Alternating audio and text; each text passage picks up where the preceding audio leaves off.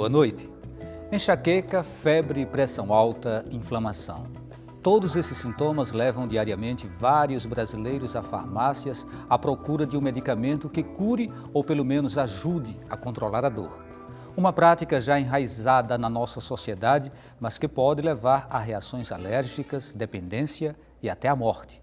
Segundo a Associação Brasileira das Indústrias Farmacêuticas, Abifarma, o uso abusivo, inadequado e sem prescrição médica de remédios é responsável pela morte de 20 mil pessoas por ano aqui no Brasil.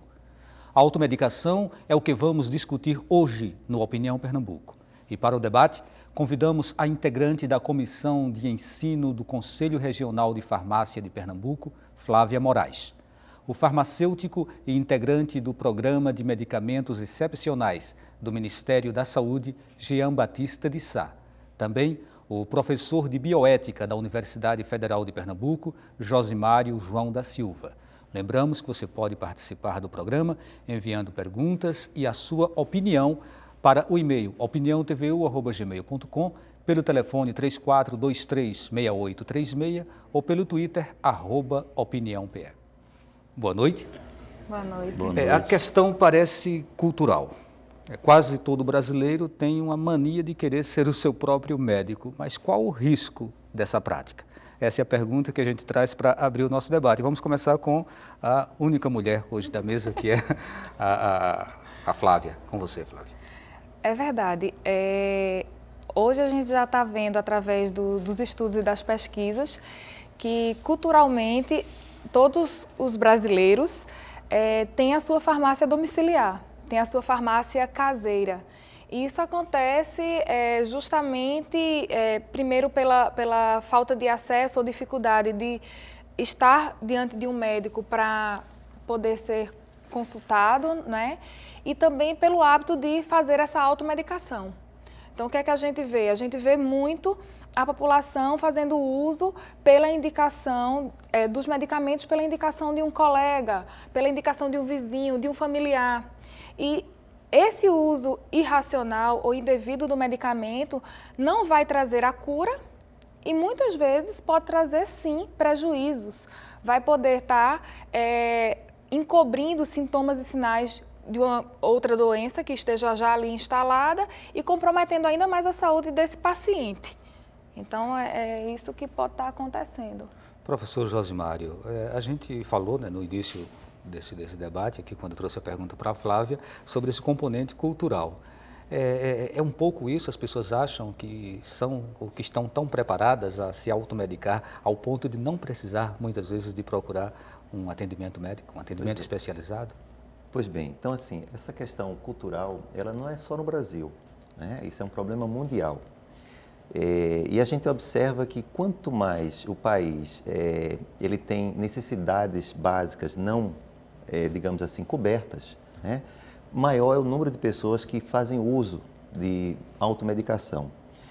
E a colega ela colocou claramente, assim, o Brasil hoje é um país continental, nós temos quase 200 milhões de habitantes, né? Nós temos um problema seríssimo na saúde pública, as pessoas hoje têm dificuldade de acesso a alguns profissionais e, consequentemente, faz com que cada um comece a se autoproteger. E a medicação é uma forma que o indivíduo encontra de curar alguns males, né? Mas, por trás disso, tem um risco muito grande, muito intenso, porque uma simples medicação, por exemplo, para um resfriado, pode estar encobrindo um sintoma, né? Ela pode potencializar uma outra medicação que o paciente venha fazer e isso vai, obviamente, trazer grandes consequências para essa pessoa. Como nós temos essa cultura do amigo que já tomou medicamento e que se deu bem e que passa para o colega, né? Do profissional que tem acesso com facilidade na farmácia, que tem acesso no supermercado, então tudo isso propicia para que essas pessoas façam uso de medicações, tá? Mas esquecendo que por trás disso há todo um risco. E o que é mais interessante é que até a própria mídia, quando ela divulga essa questão das medicações, ela vai e coloca lá normalmente, se os sintomas não passarem, procure um médico. Ou seja, quer dizer, eu vou me medicar, tudo bem, se eu fiquei bem, eu não preciso mais procurar um médico. Mas se o sintoma persistir, a gente vai e procura um médico. Ou seja, até a própria forma de divulgação dessas questões da medicação, ela se torna perigosa. Porque as pessoas não conseguem distinguir o que é um sintoma e o que é que esse sintoma pode estar relacionado, a que doença pode estar relacionada. E dá liberdade para que as pessoas façam o uso. Com certeza, né? Eu acho assim que é importante a orientação para que ela possa fazer de uma forma correta e, consequentemente, minimizar riscos que inevitavelmente vão acontecer, porque não existe droga que não tenha um risco agregado. Toda medicação ela vai ter uma consequência negativa, vai depender do uso, do tempo, da dose que venha, em síntese. Toda droga ela tem uma consequência. Jean, temos esse dado aí da Abifarma, que é um dado alarmante, né? Uma população de 200 milhões, né, de pessoas, mais de 20 mil pessoas morrem por ano em decorrência de um uso inadequado de medicamento. Isso é alarmante, né? Eu gostaria que você fizesse uma análise sobre esses números. Boa noite, Valdir. Falar de automedicação é muito difícil, porque a gente vai mexer com culturas, né? Você vê isso desde a época do pajé, aqui no caso da gente do Brasil, a gente vai mexer com religiões e a gente mexe com a dificuldade do acesso, né? A Organização Mundial de Saúde, desde 1985, ele já considera a automedicação correta, é o autocuidado. O que não pode ocorrer é a autoprescrição, que muita gente não entende muitas vezes. O que é automedicação? A automedicação é você ter ciência do seu mal e você conseguir se medicar com um medicamento de uso livre, o medicamento isento de prescrição, que chama-se de MIPS, né? É um medicamento que o usuário ele tem essa decisão pela dificuldade que a colega colocou aqui e também pelo que o professor colocou aqui. Agora, a autoprescrição, aí isso é grave.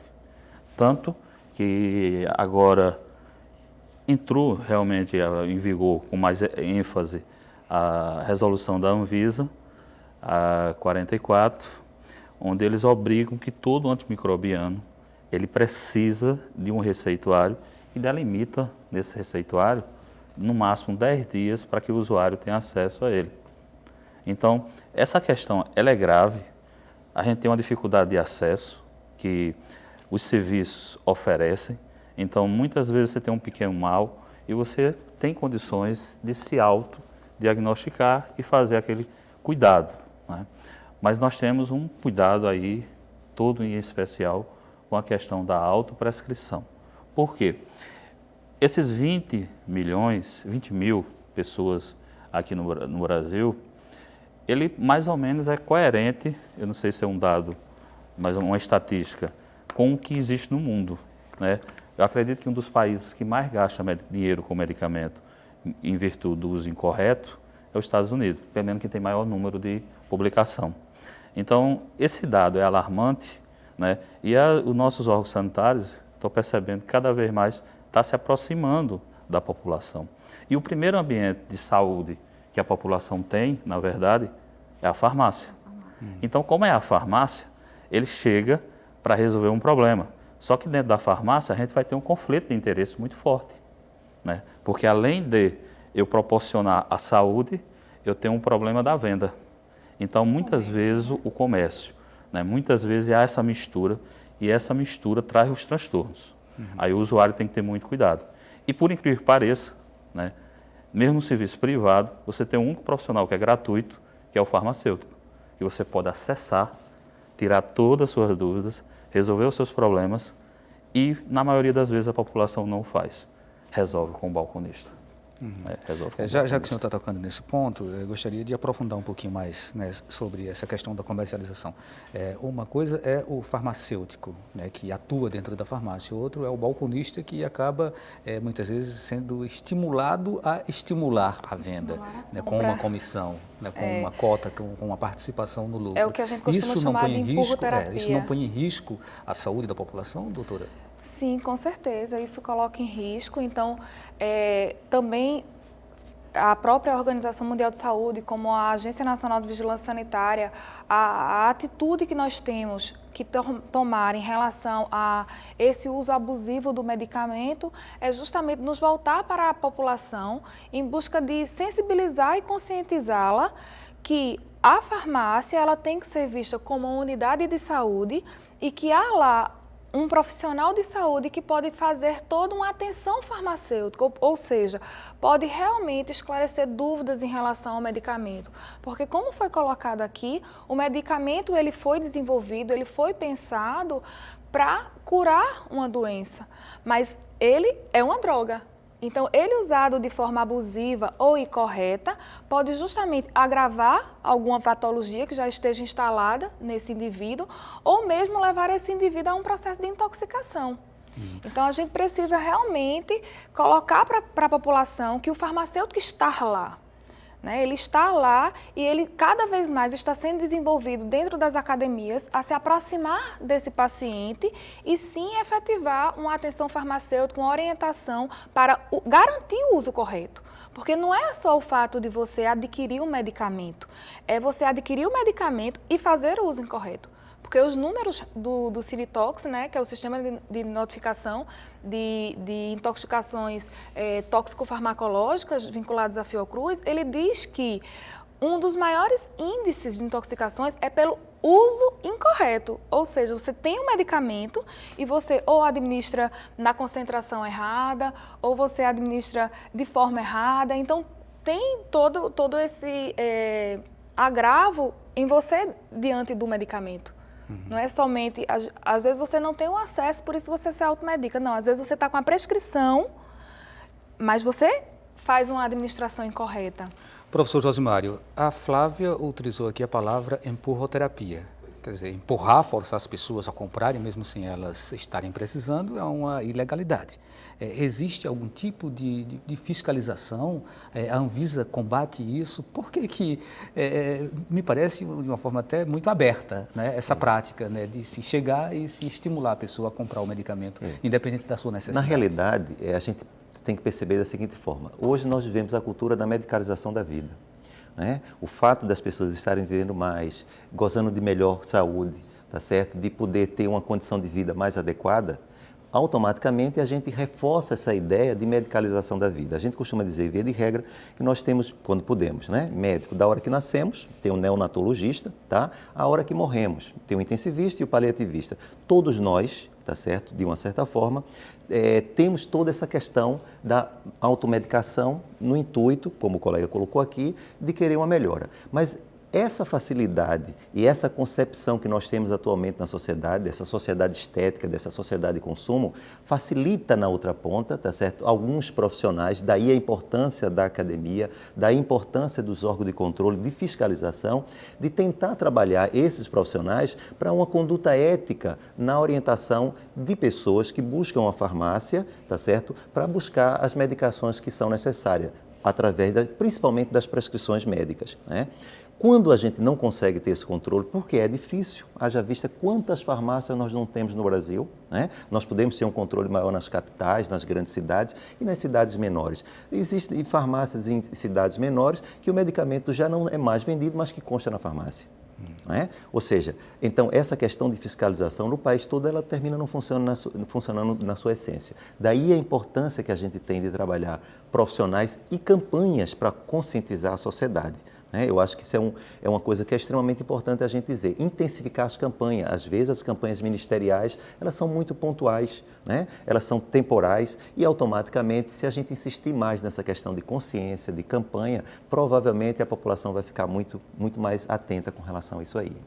Jean, não seria o caso de a indústria farmacêutica entrar nesse circuito e ela própria assumir parte dessa conta para financiar campanhas mais eficazes, já que as campanhas que a gente vê por aí, elas nem sempre surtem o efeito que deveriam? Valdir, a gente tem nesse processo, é importante a questão da parceria. A indústria é muito importante, mas talvez tenhamos um problema, um conflito de interesse muito forte. Então, eu acredito que a cidadania tem condições de buscar isso sem os próprios laboratórios, porque existe uma força do laboratório para a aquisição do medicamento. Agora, não tenha dúvida, eu acredito que os laboratórios farmacêuticos, eles vão ter a parcela de responsabilidade no processo. É importante a gente não acreditar que a indústria farmacêutica é algo do mal, que prega-se do algo do mal, porque é quem desenvolve molécula, é quem traz tecnologia. Então, eu preciso ter laboratórios farmacêuticos. No nosso caso aqui do LAFEP, a gente tem que estimular a publicação, a produção, a gente tem que ter mais e mais moléculas. Agora, com racionalidade de uso. E a racionalidade de uso, às vezes, encarece o processo, né? E a gente, para isso, tem que ter essa, como é que eu diria, esse cuidado com o usuário. Então, eu acredito hoje, Valdir, que a gente tem que fortalecer cada vez mais os nossos órgãos sanitários, né? Nossos órgãos sanitários, eles precisam ter um poder de melhor acompanhamento do medicamento, o melhor acompanhamento do usuário. Com a grande quantidade de tecnologia que nós temos hoje, nós temos informação de praticamente tudo. Então, eu acredito que os órgãos sanitários, eles têm que ser melhores aparelhados para dar essa resposta à sociedade, né? E assim, o laboratório farmacêutico, queira ou não queira, ele já contribui com a parte de impostos também. Então, a gente tem essa contribuição, essa parcela que a gente tem que enxergar. Agora, eu vejo muito forte, Valdir, que uma criança, ela já deve na sua escola, como aprende português, como aprende a matemática, ela saber que uma droga, ela pode tanto salvar quanto matar. Que o que diferencia de um medicamento de um veneno é só a dose. Então, a gente tem que trabalhar isso desde cedo com a criança. Em relação a essa questão que Jean está levantando, dentro da Anvisa tem projetos que tratam sobre você trazer essas informações em relação ao medicamento, em relação ao alimento, para dentro de escolas de ensino fundamental, que é justamente você estar formando esses cidadãos, né, em relação ao uso do medicamento ou ao uso do alimento. Então, tem projetos voltados para isso.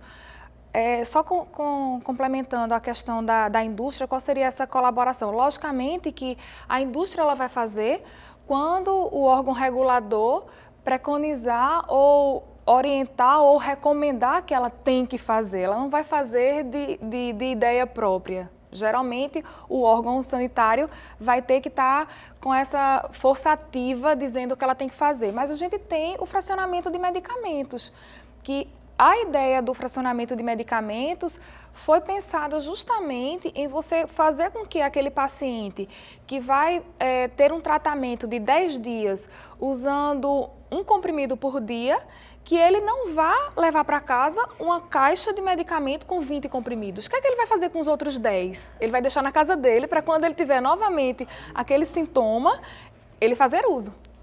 Então, a ideia de você ter um medicamento fracionado e possibilitar essa venda desse medicamento fracionado é para ajustar melhor a prescrição ao tempo de tratamento do paciente. Logicamente, não foram todas as indústrias farmacêuticas que aderiram a essa lei, a essa orientação. É orientação ou é lei?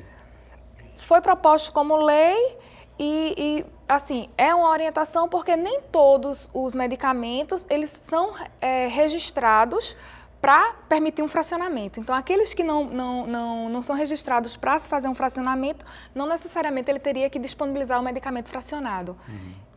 Certo, a gente precisa fazer um intervalo. Lembramos que você pode participar do programa de hoje sobre automedicação, enviando perguntas e comentários para o e-mail opiniãotvu@gmail.com, pelo telefone 34236836 ou pelo Twitter, @opiniãopr. E a gente volta daqui a pouquinho.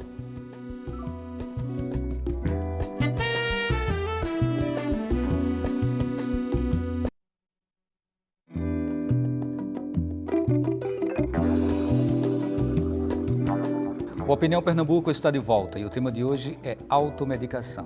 Participam do debate a integrante da Comissão de Ensino do Conselho Regional de Farmácia de Pernambuco, Flávia Moraes, o farmacêutico e integrante do Programa de Medicamentos Excepcionais do Ministério da Saúde, Jean Batista de Sá. Também o professor de Bioética da Universidade Federal de Pernambuco, Josimário João da Silva. Bem, tem uma pesquisa do Ministério da Saúde, uma pesquisa... tem um dado aqui de 2008, mas acredito que muita coisa não deve ter mudado de lá para cá, que diz que apenas 30% dos pacientes internados nas UTIs conseguiram absorver o princípio ativo que necessitavam. né, por conta de terem ingerido tantos medicamentos ao longo de sua história de vida que acabou perdendo a validade, né, dos medicamentos que seriam aplicados no momento da internação. Professor Josimário, é muito frequente mesmo isso?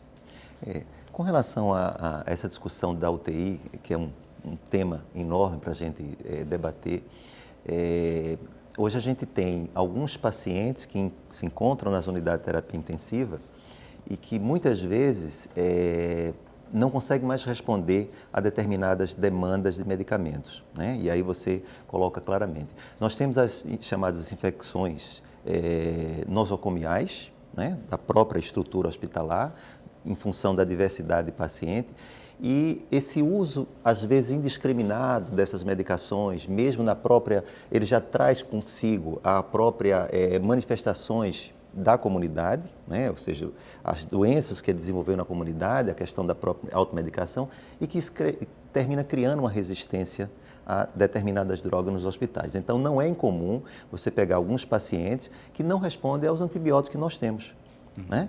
Por quê? Porque o uso exagerado dessas medicações, você vai criar cepa resistente, uma medicação que você tem que ter um intervalo de tempo adequado para que não crie uma oportunidade para que uma cepa resistente se desenvolva.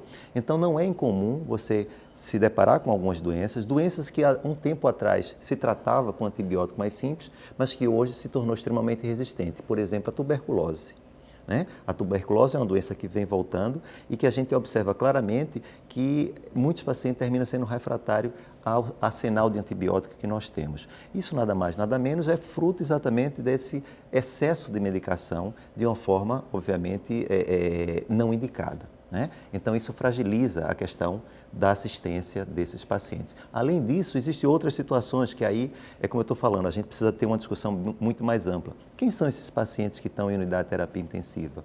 Realmente aquelas medicações vão fazer os efeitos? Estávamos conversando aqui anteriormente, a questão, às vezes, de um paciente que já não responde mais a determinadas drogas, mas como também a gente, dentro da própria formação médica, a gente também tem isso, a cultura de querer salvar o paciente a qualquer custo, você também termina utilizando todos os recursos tecnológicos, medicações, para tentar salvar uma vida que muitas vezes já não se consegue mais ter a cura daquele paciente. Então, é uma outra cultura que a gente tem que começar a desenvolver. Até que ponto se deve investir, até que ponto a gente deve usar determinadas drogas, tendo em vista que são drogas que salvam vidas.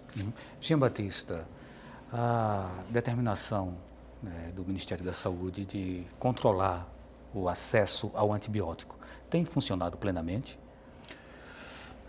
Valdir, a experiência que nós temos é que tem mudado muito coisa na farmácia com relação a essa determinação.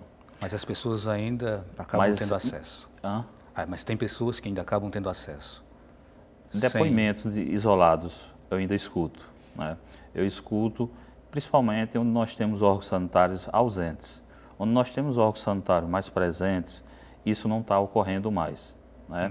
Então, você vai encontrar essas situações, essas fragilidades, com essa ausência de monitoramento, que é muito importante nós termos o monitoramento, o acompanhamento, e aí você entender, porque a própria sociedade, ela não aceita você ir à farmácia, comprar uma pomada e ela tem que ter uma receita, alguma pomada que ela usa a vida inteira daquela forma. Antigamente era muito comum o pessoal usar tetraciclina, penicilina, todas as... elas tinham acesso a essas pomadas, então a pomada é algo que chama muita atenção. O colírio é algo que chama muita atenção, né? E o que mais é doloroso é que o usuário, muitas vezes, ele tem a intenção, a compreensão dele é que ele só vai usar um dia. Ele pega aquele medicamento para usar um único dia, né? E aí o antimicrobiano não pode ser utilizado dessa forma. E aí é quando começa a Anvisa fazer a intervenção, e eu acredito que é um processo paulatino. A gente vai incorporando, a sociedade vai começar a incorporar, a sociedade mesmo não vai aceitar que ele faça isso, porque o empresário, o dono da farmácia, ele se sente até obrigado, muitas vezes, né? Ele já foi, eu tenho um depoimento de um proprietário onde ele diz, eu só faltei se apanhar, porque eu não vendi a pomada à mulher, né? Como é que eu faço? O que é que eu vou fazer? né? Encaminhar ela para ir a um posto médico, ela leva 10 dias para conseguir lá na minha unidade. Aí eu digo, a gente tem que encontrar uma forma de ter acesso. No intervalo a gente falava sobre a questão da criança ter acesso a um medicamento dentro da farmácia, que é também proibido. É proibido. E, no entanto, em algumas situações, isso acaba sendo burlado. Era aquela situação que você vinha muito, né? Talvez aqui a gente tenha participado, quem tinha pais fumantes, que pedia o filho para ir comprar um cigarro, né? Muitas vezes são os pais que não são bem orientados que induzem a esse erro. E aí, por você conhecer a criança, você acha que é o pai que está mandando. Isso é o grande problema. Às vezes não é só na farmácia, às vezes está na mercearia também, né? Eu queria até citar um exemplo. Teve uma época, quer dizer, aos 43 anos, eu acabei ingerindo, por conta de um problema estomacal, um comprimido à base de AS. Eu não vou citar aqui para... Mas eu estava voltando de Alagoas, isso foi em Cachoeirinha, quando eu ia chegando aqui, quase que eu morro. Eu entrei no hospital, passei quase 4 horas fora de mim, né, totalmente inchado, foi uma coisa assim terrível, deu edema de glote. Uma coisa tão simples, uma coisa tão simples como um comprimido à base de AS que se compra na mercearia. Então eu fiquei apavorado com essa possibilidade que a gente tem. Né? Seja criança, seja adulto, a gente vai na mercearia e compra um comprimido à base de AS, à base de dipirona e fica que a princípio são proibidos. No risco de morte. A princípio são proibidos. Não devem estar lá, né? Não podem estar lá. Dois pontos que foram levantados aqui. Né? Primeiro, a questão da criança. Então, não somente a criança não deve ter acesso ao medicamento na farmácia, né? A unidade de saúde ela não deve ter acesso a esse medicamento, jamais deve ser permitido fazer uma dispensação a uma criança de um medicamento, mas a criança às vezes tem acesso ao medicamento no seu domicílio, na sua casa, na sua residência, porque é muito comum, quando nós temos essa farmácia domiciliar, essa farmácia caseira em casa, ter o medicamento ao alcance das crianças. Então, também mostram os casos de intoxicações que os maiores casos os maiores prejudicados, né, desses acidentes domésticos são as crianças, que geralmente os medicamentos estão em casa, acondicionados em ambientes que não devem estar acondicionados, que é cozinha e banheiro, porque isso já compromete o prazo de validade daquele medicamento, estão sem a embalagem na caixinha, que seria a embalagem que deveria ficar, porque é lá que tem o prazo de validade do medicamento, e ainda por si ao alcance da criança. Então, isso a gente pode estar com problemas dentro da nossa casa. Professor Josimário, tem uma pergunta aqui que está vindo da produção do programa, que é sobre as bulas. As pessoas acabam indo buscar esse medicamento na farmácia e elas, por não terem procurado o médico, elas vão comprovar se é realmente para aquilo que estão sentindo através da bula. No entanto, a bula traz aquela letrinha tão minúscula, né, que impossibilita muitas vezes uma leitura para uma pessoa que tem um problema mais sério de visão. Como o senhor vê tudo isso? Veja bem, assim, eu acho que tudo passa por um processo de educação. A linguagem também, né? Que né? Bem tudo técnica. passa por um processo de educação. A informação é fundamental. Sem informação, o indivíduo ele não consegue se nortear, ele não consegue ter uma atitude, ele não consegue seguir uma orientação de forma adequada. Hoje, uma preocupação, inclusive, da Anvisa, é que essas receitas, elas sejam uma receita técnica, aonde vai constar a fórmula do medicamento, o princípio ativo do medicamento, e uma receita que a sociedade, que as pessoas tenham conhecimento do que está escrito. Então, a linguagem ela vai fazer muita diferença, exatamente para poder entender o que é que tem aquela medicação, quais os riscos que estão embutidos naquilo. Então, eu acho hoje há uma preocupação maior, tá certo? Principalmente pela Anvisa, com relação à segurança desses medicamentos. E eu vou mais além. Eu acho que, na realidade, o grande papel nosso, né, enquanto profissionais prescritores, enquanto profissionais da área da educação, é trabalhar dentro desse processo de educação.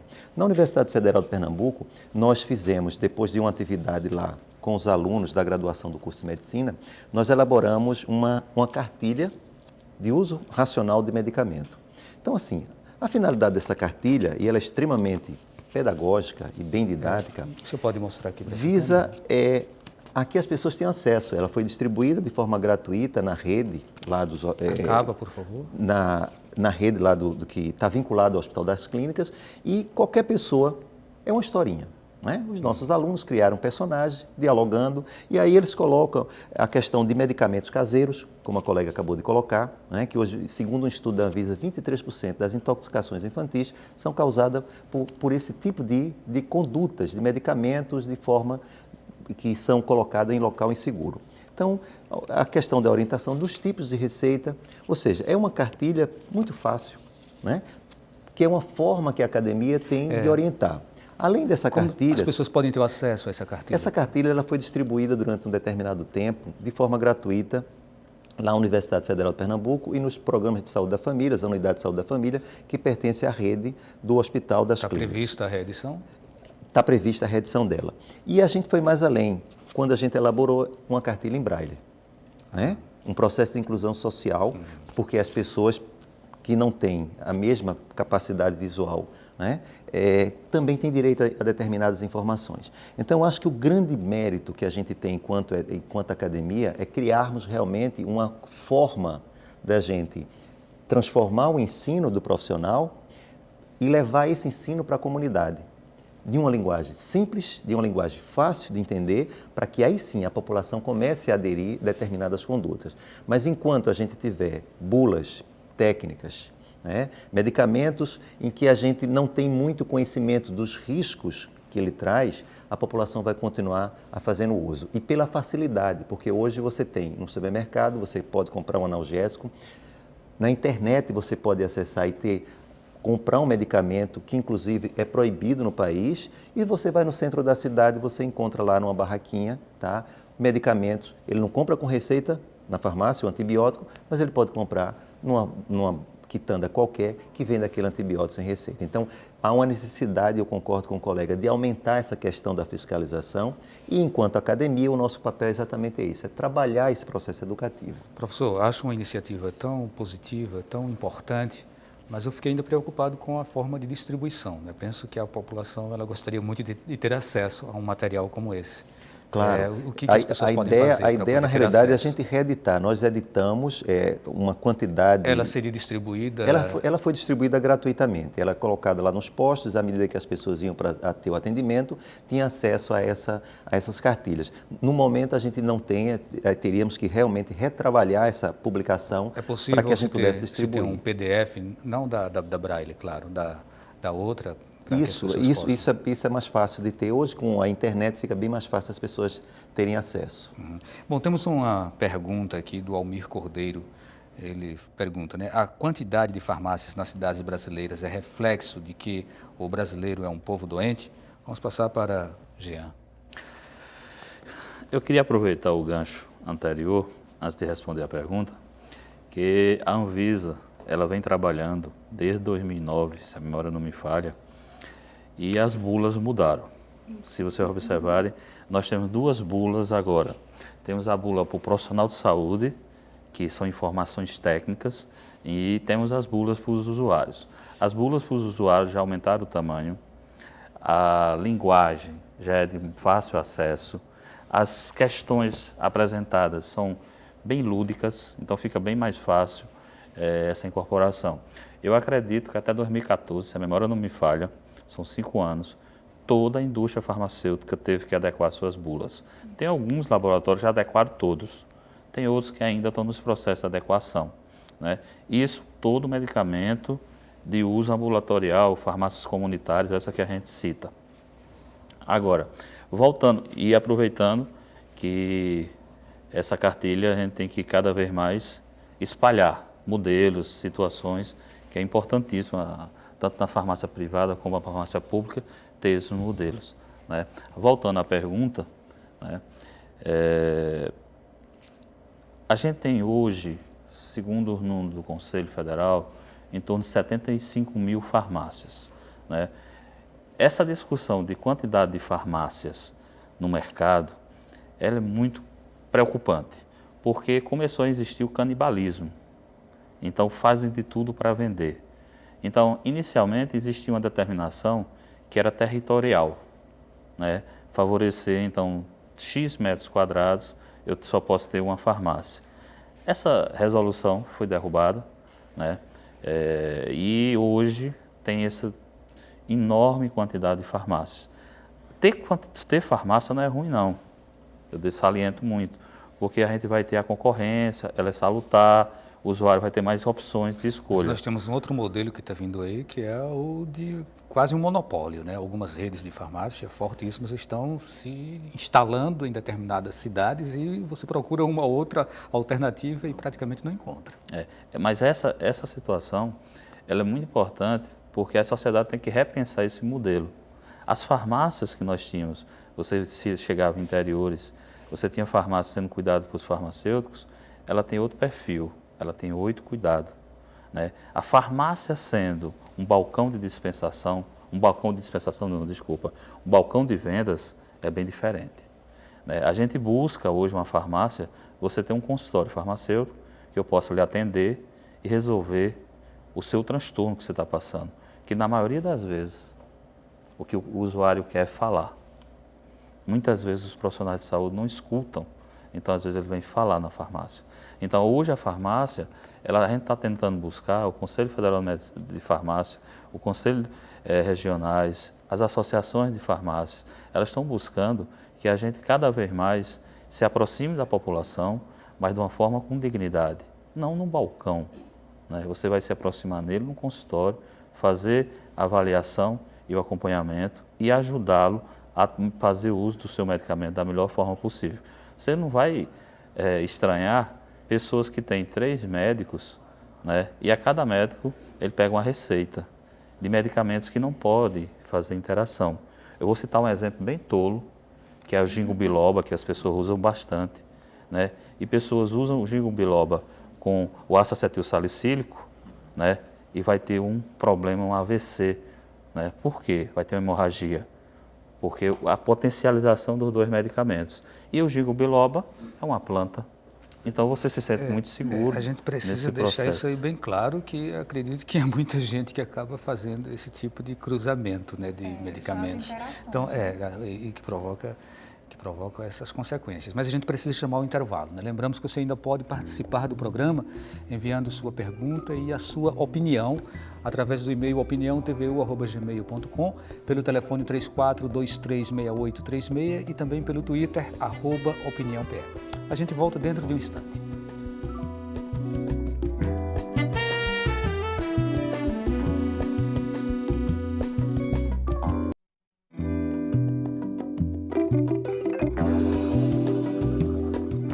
Estamos de volta com o Opinião Pernambuco. Hoje discutimos automedicação. Quando a gente fala em automedicação, a gente lembra logo dos analgésicos, que são de um uso completamente deliberado, né? Qualquer pessoa teve qualquer dorzinha de cabeça, dor de dente, dor de ouvido, dor de barriga, corre para fazer uso do seu analgésico. E aí, quais são os efeitos colaterais? Flávia, o paracetamol, por exemplo, né, que é uma droga muito utilizada. Quais são as consequências das pessoas que acabam fazendo um uso indiscriminado de um medicamento como esse? Então, assim, é bom que a gente coloque que o medicamento ele vai fazer um percurso dentro do nosso organismo e ele vai ter que ser metabolizado no nosso fígado. A grande maioria dos medicamentos são metabolizados no fígado e aí sim é que ele vai dar um efeito terapêutico. No caso do paracetamol, ele tem um efeito hepatotóxico. Então, pode ser que uma pessoa que faça uso indiscriminado desse medicamento venha a ter comprometimentos graves do fígado. E se for algum paciente que já teve uma hepatite ou que já teve uma esteatose hepática, por exemplo, então ele já tem o fígado por si só comprometido. Então, vai agravar ainda mais os sintomas ocasionados por esse uso do medicamento. E aí você tinha colocado até no bloco anterior a questão do AS. Então, por exemplo, pode existir pessoas que tenham alergias ao paracetamol, como também pode existir pessoas que tenham alergias ao AS, à dipirona, que teoricamente são medicamentos livres para serem adquiridos na farmácia, mas que podem ter comprometimentos sérios, levar pessoas a serem socorridas em hospitais e terem outros agravantes. Então, assim, qualquer que seja, mesmo os de venda livre, deve ser utilizado com cautela. Qual é a solução? A população precisa saber disso. Bom, em relação aos medicamentos, os analgésicos, você tem que realmente entender qual o efeito daquele medicamento no seu organismo. Se observar, porque você vai ter acesso. Se for uma dor pequena, é melhor não tomar? É melhor, justamente, tentar suportar essa melhor dor. fazer paliativos. Às vezes aquela dor de cabeça é porque você dormiu mal, às vezes é porque você se alimentou mal. Então você tem que Medicina buscar... chinesa, doinha, alguma coisa desse tipo? Você tem que buscar a origem daquela dor. Não necessariamente precisa-se de um medicamento. Professor Josimário, e aí algumas pessoas elas optam pelas medicinais. Né? Vão buscar na fitoterapia, vão buscar, às vezes, o chazinho. Isso é realmente um bom caminho? Assim, nada contra. Agora, sim, existem medicações que, quando você utiliza com essas medicações, ou seja, com drogas medicinais, você pode potencializar a situação. E o colega colocou um exemplo muito claro que eu vivenciei isso na prática. É um paciente que vai ser operado e que faz uso de ginkgo biloba. E que ele acha que aquilo é um fitoterápico que não tem interferência nenhuma. E quando você bota na sala de cirurgia esse paciente sangra. E mais do que o normal. Então, está relacionado com a medicação. Então, muitas vezes as pessoas fazem uso, apenas um exemplo para a gente poder refletir.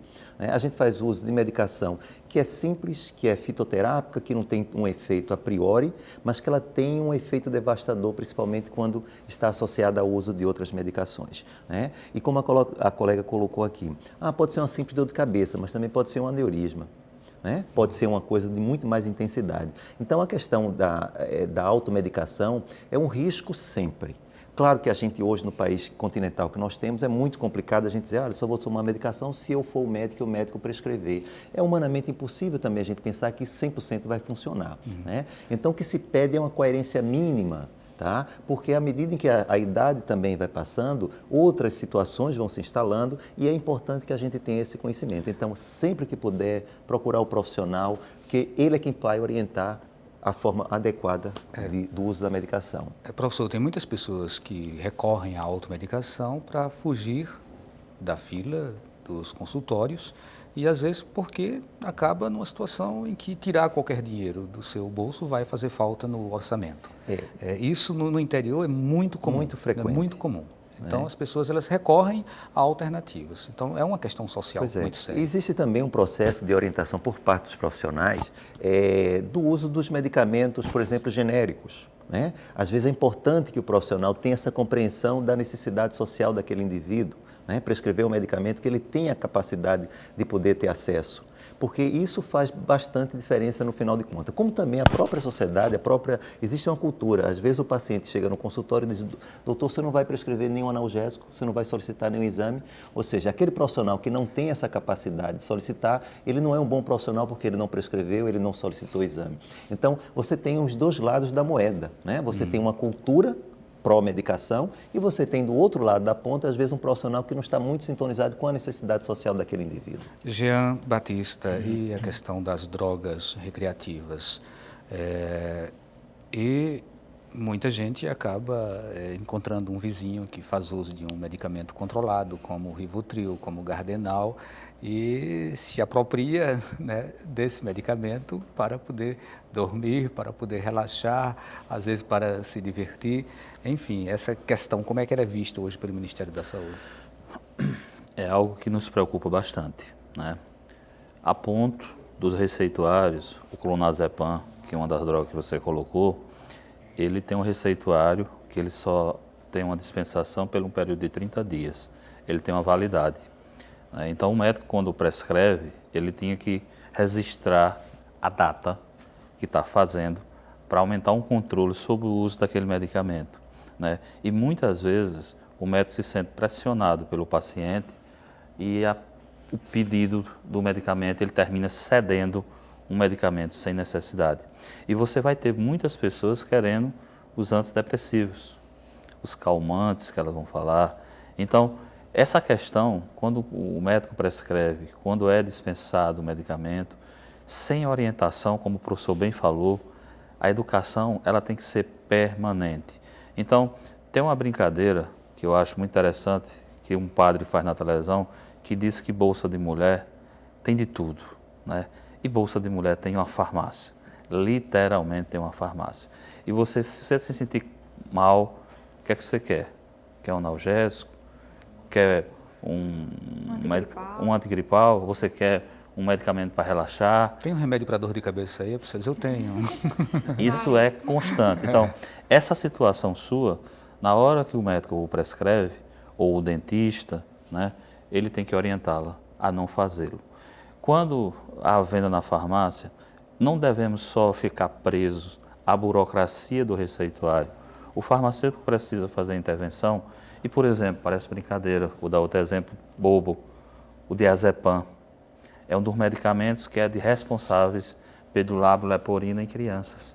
A mãe grávida usa o diazepam para tentar se acalmar e desenvolve um mal ao seu filho com o lábio leporino, que é um dos efeitos que o diazepam vai fazer. Então, se a gente não tiver esse cuidado, Aldir, fica muito difícil, muito difícil. Então, a partir do momento que você recebe uma prescrição de um medicamento de uso controlado, você é tão responsável quanto o médico que o fez. Agora a gente precisa mesmo ser mais rápido nas respostas, senão vamos ter que dobrar o tempo do programa. E Coisa não boa. vai dar, porque logo na frente tem o Jornal da Rede. Mas aí o Marcos de Afogados pergunta por que as agências reguladoras de saúde não proíbem a propaganda de remédio nos veículos de comunicação. Flávia. É importante até vir uma pergunta, né, de um telespectador a respeito desse assunto, porque é colocado, sim, pelas pesquisas, que hoje as agências reguladoras, a Anvisa, que no caso regula nosso país, as propagandas, elas se preocupam ainda mais com a propaganda não somente para o público, mas também para o profissional de saúde. Porque há dados alarmantes, há dados em que as verdadeiras informações não constam na propaganda e que a população não tem conhecimento dos danos que aquele medicamento vai estar causando. Então, é importante ser colocado que a Anvisa, sim, regula as propagandas, não somente as que vão ser veiculadas para a população em geral, mas também ela acompanha toda a publicidade que é feita para o profissional de saúde, que também é uma publicidade diferenciada. Então, há essa regulação, sim, e, logicamente, a cada dia vai ser aperfeiçoado, como tudo, né? E lá no final aparece, né? Em caso de persistência dos sintomas, procure médico e o atendimento procure médico. o seu médico ou farmacêutico. Só que antes dava, inclusive, para se ouvir direitinho. Hoje estão acelerando tanto. Se bem rápido, se aquilo não é? acontecia em 5 segundos, hoje parece que está em 2, em 3, para as pessoas não ouvirem, mesmo para sobrar tempo para... E nada, né? A gente não vê o Ministério da Saúde, a Anvisa, proibindo, inclusive, essa burla que é feita naquela informação que tem que vir lá no final da publicidade. Na realidade, a Anvisa é um órgão que é jovem, né? A Anvisa fez 10 anos há pouco tempo. Então, se você observar a evolução de como é tratado o medicamento, então nós já estamos com bons resultados em relação ao órgão, sim. O Ricardo da Madalena, a prática da automedicação não tem uma ligação com a medicina popular curativa? Na realidade, assim, a automedicação é um processo, né, como já foi colocado aqui anteriormente, em que as pessoas se utilizam de todas as formas de diminuir os seus sintomas. Né? A prática da medicina popular, ela tem uma outra forma de abordagem, de orientação, inclusive. Né? Então, a gente não pode confundir essas duas coisas. O José Gabriel de Areias, concordo que a prática da automedicação possa ser muitas vezes prejudicial, mas a realidade da saúde pública nos obriga muitas vezes a recorrer a esse método. Para marcar uma consulta no posto e receber uma receita médica leva muito tempo. Essa é uma opinião do José Gabriel. Tem aqui o Helder da Boa Vista. O que é lenda e o que é verdade a respeito da cura de determinadas doenças é que as empresas farmacêuticas teriam inventado remédios que curam essas doenças, mas para manter o mercado não revelam ao público. É também a opinião dele. O Marco Silva, do Cabo de Santo Agostinho, existe um monopólio de um grupo de empresários que estão montando farmácias a cada esquina. Deveria ter uma regulamentação que só um farmacêutico poderia ter negócios com medicamentos. Jean, gostaria de falar sobre? Como eu abordei anteriormente, Aldir, a concorrência é salutar. Agora, tem que ser visto com cuidado essa forma que está sendo feita, predatória. Né? Eu me preocupo muito mais hoje com a venda do medicamento pela internet do que pelas farmácias. Por incrível que pareça, Medicamento talvez seja o produto mais legislado que eu conheça. Nós temos legislação para tudo do medicamento. Então, quando você tem uma farmácia aberta, ele tem muita responsabilidade, ele tem muitos cuidados. Agora, a venda que o professor colocou aqui, né, em vendas livres, locais de acesso ao público que não é farmácia, aí eu fico preocupado. Internet, eu fico muito preocupado, porque o medicamento, Valdir, ele tem uma associação que é infalível. O medicamento tem que ser seguro e tem que ser eficaz. Se ele não é isso, você não consegue.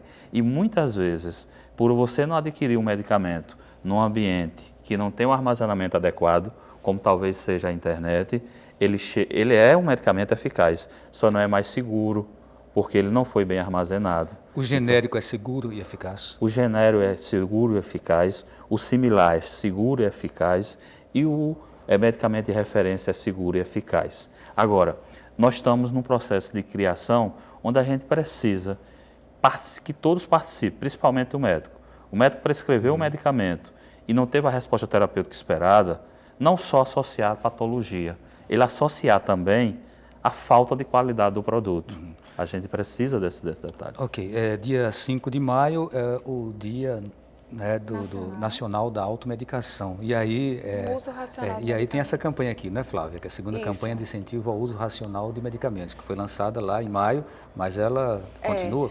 É justamente em relação a essa sensibilização e formação do profissional de saúde, nesse caso do profissional farmacêutico, que a academia está realmente se modificando, está se atualizando. Então, hoje a Faculdade Pernambucana de Saúde, no curso de farmácia, já trabalha o profissional de farmácia em laboratórios especializados para ele se comunicar, farmacêutico-paciente, para ele orientar esse paciente na dispensação, que seria uma atenção farmacêutica, e ele estando em um ambiente hospitalar, ele fazer a farmácia clínica.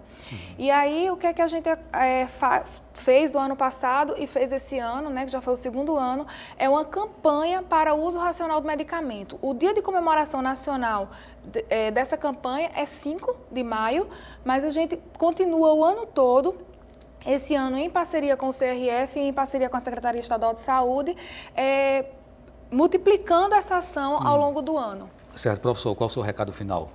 E o recado que a gente deixa para as pessoas é que sejam, digamos assim, mais prudentes, né, no acesso à medicação. A diferença entre a dose letal e a dose curativa, ela é muito tênue. Concordo plenamente com um dos leitores, do espectador que colocou a questão da dificuldade no processo de acesso ao sistema de saúde. Realmente nós vivemos hoje uma situação do ponto de vista de saúde pública muito ruim, mas é importante que as pessoas comecem a ter também essa consciência, tá? Que todo medicamento, dependendo da dose, dependendo do tempo de uso, da forma de usar, ele vai trazer um risco inevitável. Então, ter um pouquinho de mais de coerência no uso dessas medicações, consultar sempre que puder um profissional, uma pessoa que realmente possa orientar, para que ele simplesmente não seja vítima da busca dessa cura. Bem, queremos agradecer a participação de todos vocês, a participação de você que nos acompanhou em casa e fechar o programa de hoje com a opinião, um comentário, né, um depoimento aqui do Antônio do Cabo de Santo Agostinho. Deveria haver uma preocupação maior das escolas para explicar às crianças sobre os riscos da automedicação. Para vocês, uma boa noite e até o próximo programa.